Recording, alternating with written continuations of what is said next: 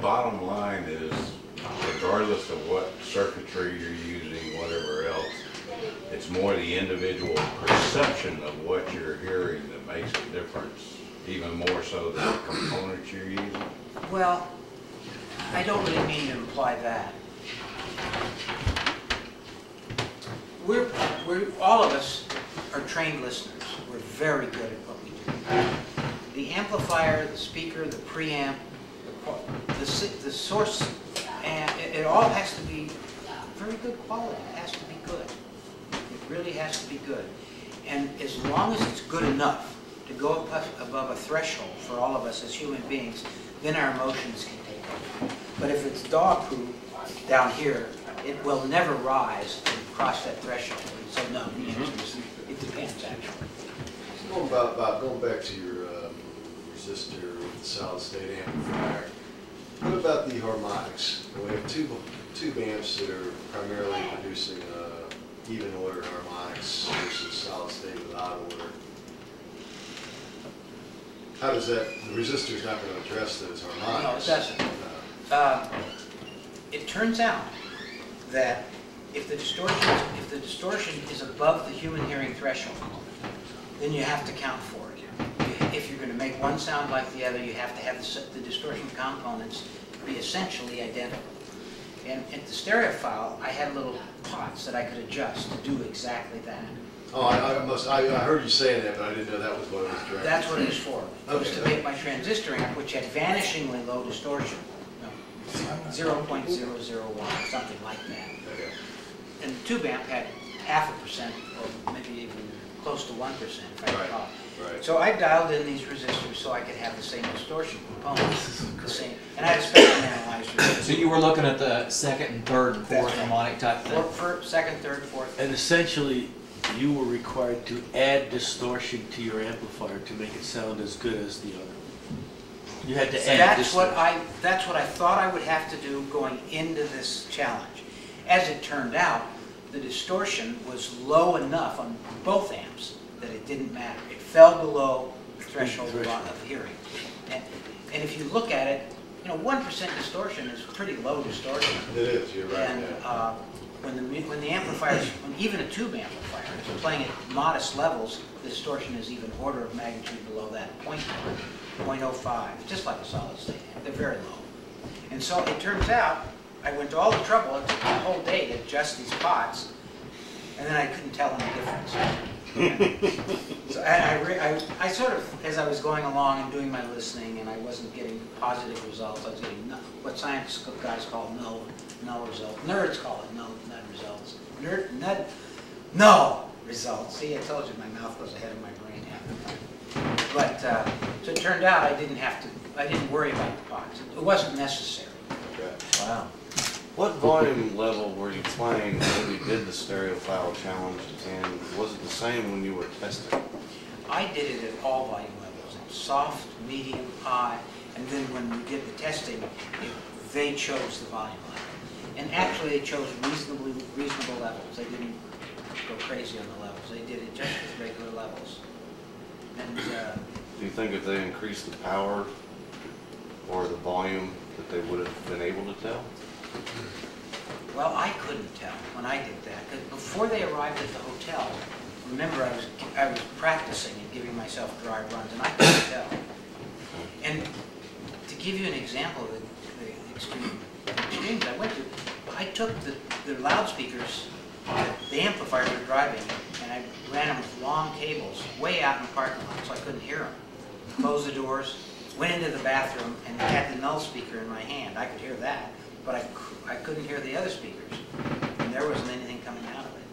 It was pretty cool. So, and then they were allowed to play it any level they wanted. So the answer is no, I don't think anything would have changed.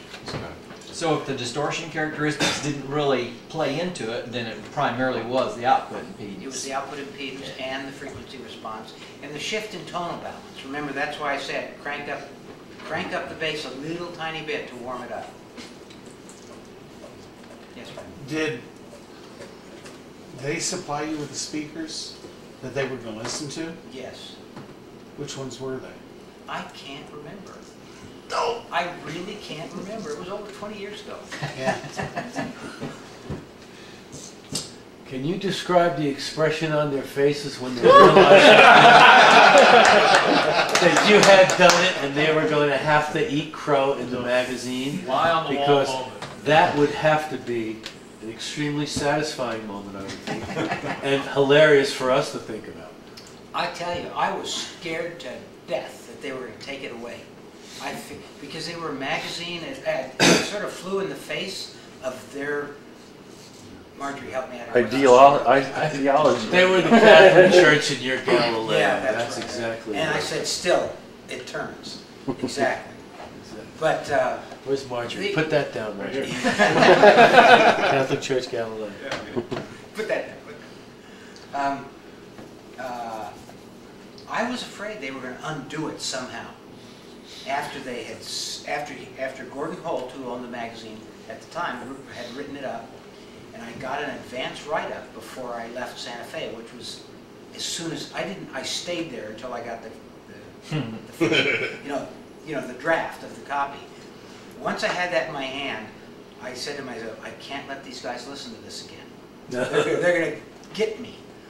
And what had happened is Gordon Holt was a very, very honest journalist. He was a great guy, just a superb man. So he gave you Honest. the credit that was due. And that's right, he didn't do anything for political reasons. Except he went broke. So he sold his magazine. He was so honest. Then what happened, he sold the stereophile to a man in Santa Fe, who immediately hired a guy from England named John Atkinson. How many of you know who John Atkinson is? John Atkinson is a very competent journalist, very competent. He knows what he's doing, and he's. I can tell by his writing that he's struggling on one hand to be deadly honest and true to himself, and on the other hand, he knows he has to make his magazine profitable. So he's a bit torn, and you can tell by the way he writes and what he writes about. But I also knew that the British journalists don't understand yellow journalism. We think yellow journalism is terrible, and they embrace yellow journalism. Yellow journalism, bring me more gold, is their motto. So I sort of suspected that because he had just arrived and had been at the magazine when I showed up, just a few days, I knew he was going to take it away from me if I could. He was going to take that win that Gordon Holt and the other guy from Santa Fe, I can't remember what his name was. Help me out here. Does anybody remember who it was? No. The owner of the magazine, the publisher, Larry Archibald. Yeah. Larry Archibald. So I was scared to death. So as soon as I got that draft in my hand, I got out of Dodge as fast as I could. I had a rental car. I loaded all my shit into that thing and burned the rubber out of the parking lot before they could catch it. You're not getting it back. You're not getting it back. So it was published, and how many of you here have the impression that I won the Stereophile Challenge? Does anybody think that the Stereophile magazine won it? Initially or long term? Either one. Long term. From my perspective, you won. Okay. That's because when I left, I felt, oh, I've won, and I thought they were going to take it away, and of course they did.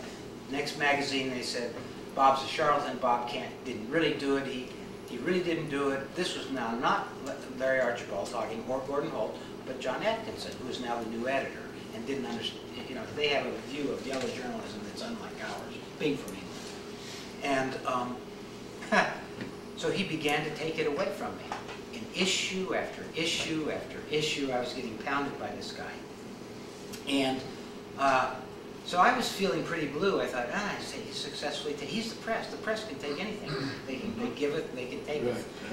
So I sort of thought that they had taken it away, and then as time has gone on, and I found out that's not true. They never took it away. They tried. They said, well, we went out and bought one, and it sounded like poo, and so Bob didn't do it.